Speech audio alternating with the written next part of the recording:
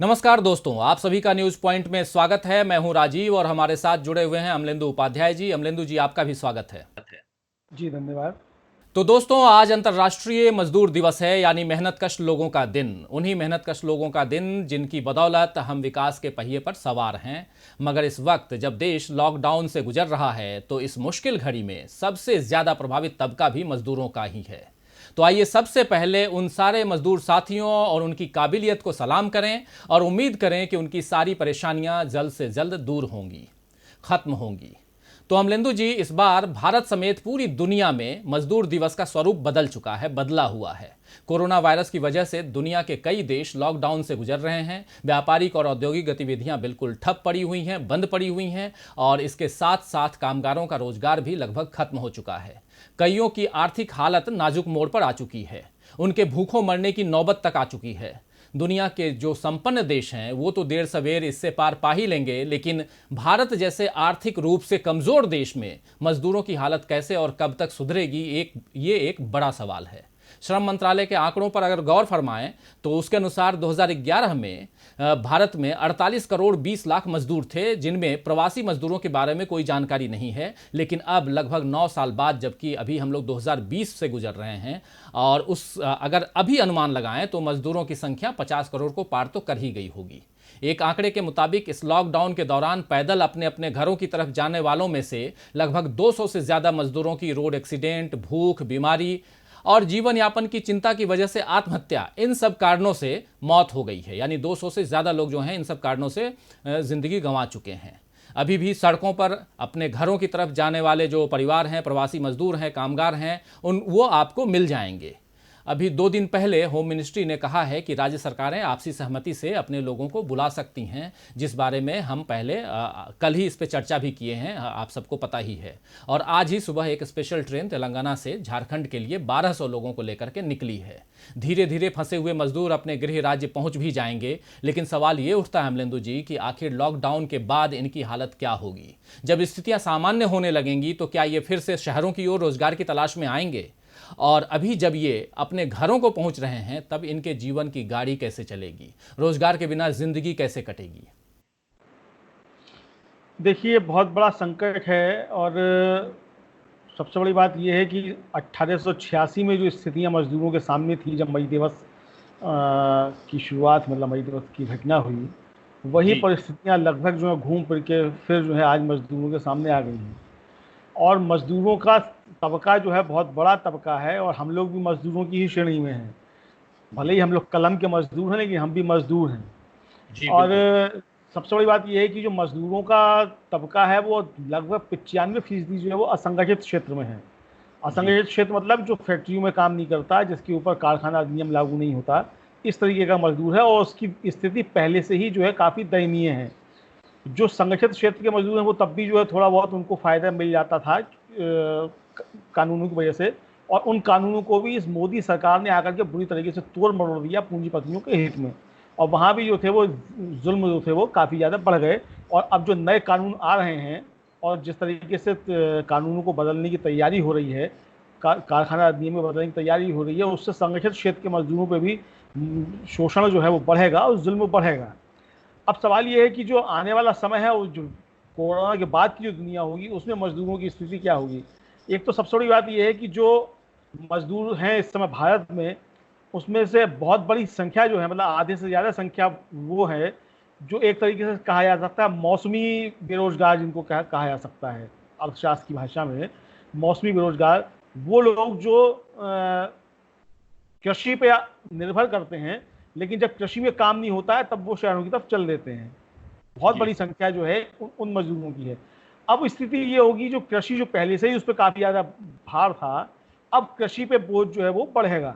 जो बहुत से लोग अपनी ज़मीन छोड़ के चले जाते थे शहरों में मजदूरी करने, और वहाँ से जो थे घर की खेती के लिए जो है पैसा भेजते थे कि बीज आ जाएगा और खाद आ जाएगी समय पे, इस तरह की जो सहायता होती थी, वो सहायता बंद हो जाएगी और बल्कि कृषि में बोझ जो है वो बढ़ जाएगा। दूसरी स्थिति ये होगी कि जो पहले मजदूर मिलना कम हो गए थे कृषि के क्षेत्र में, मुझे लगता है कि कृषि के क्षेत्र में मजदूर जो है वो बढ़ जाएंगे और वहाँ मजदूरी कम हो जाएगी।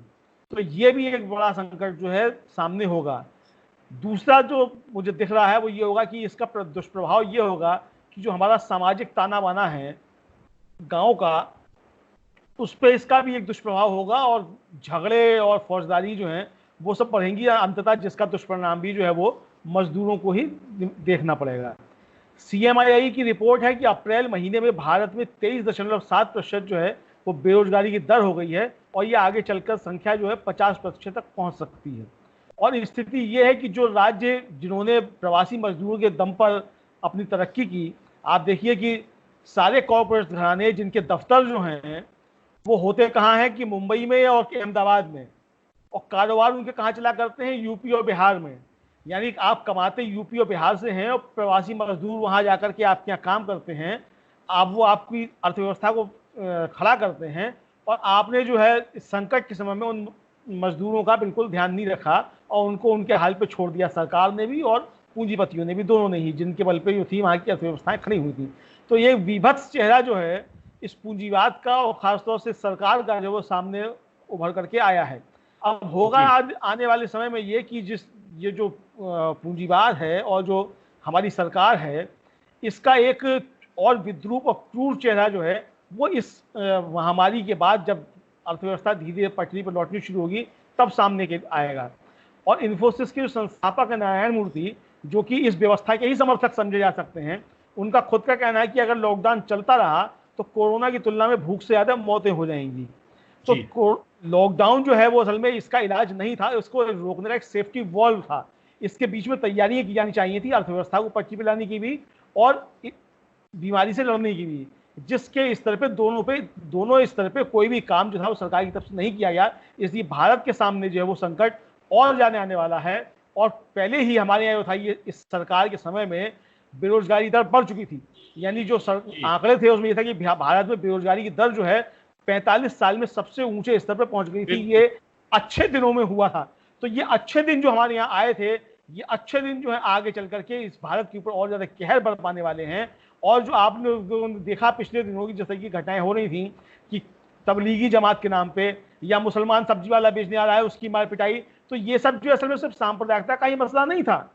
ये कहीं ना कहीं जाकर के इसको रिलेट करता है जाकर के जो आने वाला समय है उसमें उत्पादन के जो संबंध हैं, श्रमिक और मालिकों के क्या संबंध होंगे, उनकी तरफ भी जो था ये एक दृष्टि डालता है कि किस तरीके जो है व्यवस्था बनाने की कोशिश की जा रही है। यानी एक बड़े समुदाय को धकेलने की कोशिश की जा रही है इस अर्थव्यवस्था से बाहर, और जो अर्थव्यवस्था के अंदर लोग हैं उनको जो है ये आप बताने की कोशिश करेंगे कि हम देखो मुसलमान सब्जी वाले से सब्जी नहीं खरीद रहे हैं, हिंदू सब्जी वाले से सब्जी खरीद रहे हैं, लेकिन जो शोषण जो होगा वो हिंदू सब्जी वाले का ही बढ़ता जाएगा।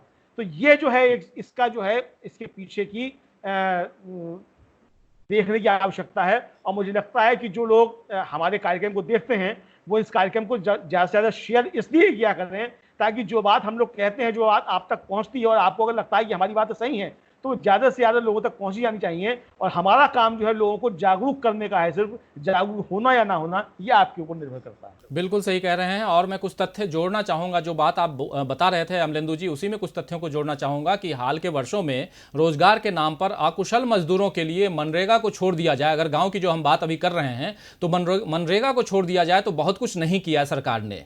सिर्फ और सिर्फ मनरेगा के नाम पर हम गाँव की ओर भेजते हैं अपने प्रवासी मजदूरों को, जो अभी भेज रहे हैं और कह रहे हैं। और जो राहत की बात हुई थी उसमें भी मनरेगा में 22 रुपए बढ़ाने की जो बात थी, जिस पे भी हम पहले चर्चा कर चुके हैं कि वो भी जो है पहले से बजट में पेश किया जा चुका था, जिसे एक लॉलीपॉप के रूप में बताया गया।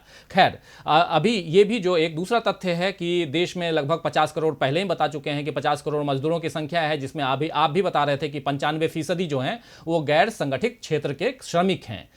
जबकि आपको एक बात और, एक तथ्य और भी दे दूं कि 26 करोड़ खेतिहर मजदूरों का बोझ भी पहले से कृषि क्षेत्र उठा रहा है। यानी कि कृषि में 26 करोड़ मजदूर खेतिहर मजदूर हैं, लेकिन खेती किसानी जो है इस वक्त मशीनों के इस्तेमाल से हो रहा है और मजदूरों की मांग जो है उसमें कमी आ रही है। इसका मतलब यह हुआ कि जो मजदूर गांव की ओर लौट रहे हैं उनके पास वहां भी ज्यादा कुछ करने को नहीं रहेगा। ऐसी हालत में दो बातें हो सकती हैं अमलेंदु जी। पहली ये कि पहली जो स्थिति होगी यह हो सकती है वो कि स्थिति जो है वो सामान्य होते ही 90% प्रवासी फिर से शहरों की ओर लौटेंगे और गांव फिर से अपने पुराने ढर्रे में होगा। और दूसरी स्थिति ये हो सकती है कि बड़े शहरों से कुछ नया सीख कर आए युवा जो हैं अब गांव में ही रहना पसंद करेंगे और अपनी पहचान बनाने का फैसला वो लेंगे। और अगर ऐसा होता है तो गांव की तस्वीर और वहां की जो अर्थव्यवस्था है वो बदल सकती है। तो ये जो दोनों बदल अगर जाएंगे, दोनों की स्थितियां जो बदल जाएंगी, तो फिर हम देखेंगे कि एक अपने आप में एक अलग तरह की तस्वीर वहां आ सकती है। लेकिन ये जो दोनों स्थितियां हैं गांव की, कि वहां की तस्वीर और अर्थव्यवस्था दोनों बदल जाए, तो ये भी देख सकते हैं। लेकिन हम एक चीज़ और देख रहे हैं कि अभी जो युवा हैं जो खुद को तैयार कर करके इस वहां तक, गांव तक पहुंचेंगे, क्या उनकी माली हालत ऐसी रहेगी कि वो वहां अपनी स्थिति, अपना रोजगार जो है वो पैदा कर पाएं? क्योंकि हम पहले से देख रहे हैं कि भारत की स्थिति क्या है। 45 साल के रोजगार की बात अभी आप बता ही रहे थे, और यूनाइटेड नेशन ने का जो श्रम विभाग है वो भी पिछले दिनों जो चेतावनी देते हुए कहा है कि भारत में कोरोना से 40 करोड़ मजदूर जो हैं गरीबी रेखा में फंस सकते हैं, गरीब हो सकते हैं, और 20 करोड़ लोगों की नौकरी जा सकती है। ये सारे तथ्य हैं जिस पे हम चर्चा कर रहे हैं। तो ऐसी हालत में एक विषम परिस्थिति युवाओं के ऊपर भी होगी। अमलेंदु जी, जिस देश की आबादी का 60% युवा हो, जहां मतलब वहां जबकि पहले से रोजगार का संकट छाया हुआ है, जो 45 साल की हम बात कर रहे हैं, निचले स्तर पे आ चुके हैं, अब आगे के हालात क्या होंगे युवाओं को लेकर के, आप क्या देखते हैं?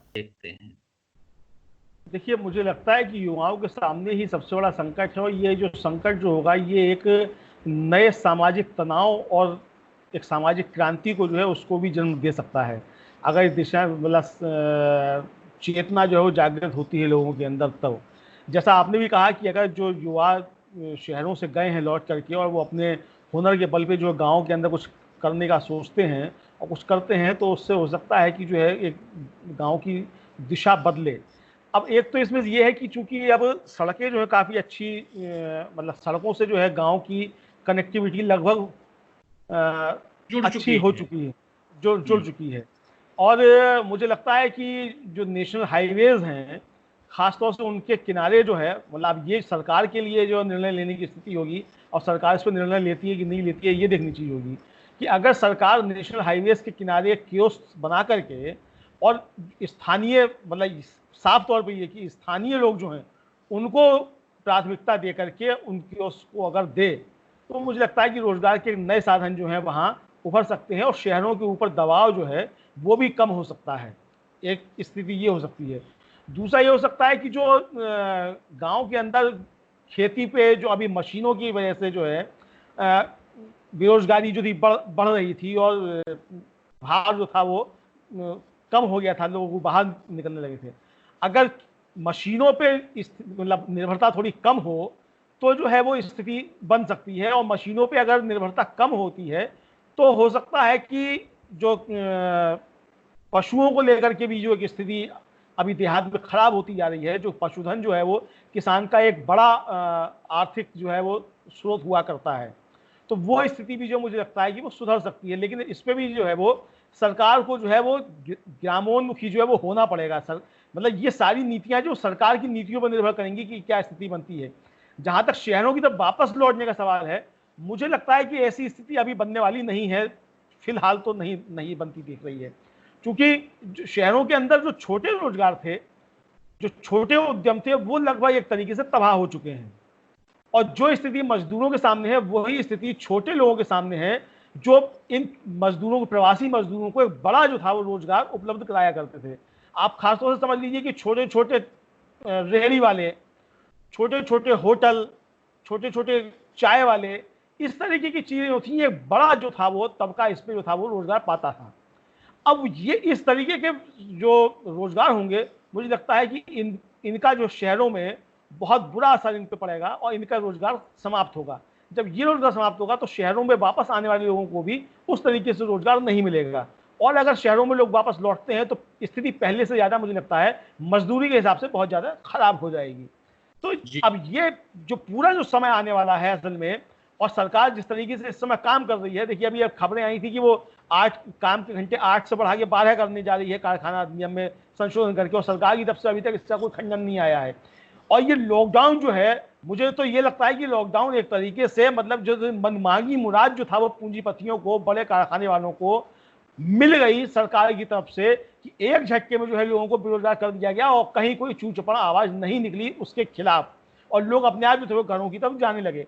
तो ये एक अच्छे अवसर की तरीके से जो है वो पूंजीपतियों को मिला है। और अब जो नई भर्तियां होंगी उसमें भी मुझे लगता है कि अब पूंजीपति अपनी मतलब शर्तें जो है वो कड़ी शर्तें करेगा और उसको मनवाने की कोशिश करेगा। अभी भी आप देखेंगे कि जिस तरीके से शहरों में जो मॉल वगैरह बन रहे हैं उनमें देखने में तो बड़ा अच्छा लगता है कि वहां जो काम करने वाला है साफ सुथरे कपड़े पहन के खड़ा हुआ है, मगर उसकी स्थिति जो है वो किसी बंधुआ मजदूर से भी खराब होती है। उसे 12 घंटे खड़े होकर के काम करना होता है, बैठ नहीं सकता है। इस तरह की चीजें जो हैं वो इन सारी जगहों पे हैं, और मुझे लगता है कि ये जो चीजें जो हैं आगे चल करके बढ़ेंगी। और इसी समय जो है सरकार मतलब सरकार पे समाज की तरफ से और राजनीतिक दलों की तरफ से दबाव डालने की आवश्यकता है कि जो देश की बड़ी आबादी जो मजदूर है उसके हितों का ध्यान रखा जाए, और जो पूंजीपति तबका है उसके हितों का जो ध्यान नहीं रखा जाए। अगर मजदूर ठीक रहेंगे, देश की आबादी ठीक रहेगी, हमारी अर्थव्यवस्था फलती फूलती रहेगी। जी बिल्कुल बिल्कुल। और चूंकि पूंजीपतियों की बात आप कर रहे हैं तो आखिरी बात पूंजीपतियों को लेकर के भी कर लें, क्योंकि जिनके मुनाफे में लॉकडाउन की वजह से कमी आएगी या जो इस वक्त घाटा उठाकर बाजार में टिके रहने की कोशिश कर रहे हैं, वैसे पूंजीपति वैसे व्यवसायी क्या आगे अपने कर्मचारियों या मजदूरों की स्थिति को सामान्य बनाए रखने की कोशिश करेंगे? ये एक बड़ा सवाल है। और दूसरा सवाल जो है वो सरकार से भी है कि जब एयर इंडिया और बीएसएनएल से लेकर कई सार्वजनिक क्षेत्र तबाह हो चुके हैं और सरकार इसे बेचने की कोशिश कर रही है, तब क्या ऐसे वक्त में सरकार इन्हें फिर से आर्थिक मदद देकर मजबूत करके रोजगार निर्मित करने के बारे में नहीं सोच सकती? खैर, सवाल कई हैं अमलेंदु जी और जवाब सरकार के पास है, हमारे पास नहीं है। हमारा काम जो है चिंतन करना, मनन करना, अपने साथियों दोस्तों के साथ इस पर विचार विमर्श करना, जो हम कर रहे हैं, और अपनी जानकारी जो है और सबकी जानकारी लेकर के आप सब तक पहुंचा रहे हैं। तो ये हम करते आ रहे हैं, यही करने की कोशिश कर रहे हैं। और लेकिन अंततः एक बात जरूर कहूँगा कि उन लोगों के लिए जो मेहनतकश लोग हैं उनको सम्मान मिले और उनकी ज़िंदगी जो है बेहतर हो। आज मजदूर दिवस है, अंतर्राष्ट्रीय मजदूर दिवस है, और इस पर हम यही मेहनतकश लोगों के लिए यही कामना कर सकते हैं और यही कामना हम कर भी रहे हैं। तो अमलेंदु जी, आज के लिए बस इतना ही। आपने चर्चा के लिए वक्त निकाला, इसके लिए बहुत बहुत धन्यवाद। और दर्शकों दोस्तों, आपने बड़े ध्यान से सुना, इसके लिए भी तहे दिल से शुक्रिया। अगर आपको ये प्रोग्राम पसंद आ रहा है तो कृपया इसे शेयर करें, और जिन्होंने अभी तक हमारे चैनल को सब्सक्राइब नहीं किया है कृपया वो सब्सक्राइब ज़रूर करें और हमसे जुड़े रहें, और अपनी राय जो है कमेंट बॉक्स में ज़रूर लिखें। तो आज के लिए बस इतना ही। देखते रहिए डीवी लाइव। नमस्कार।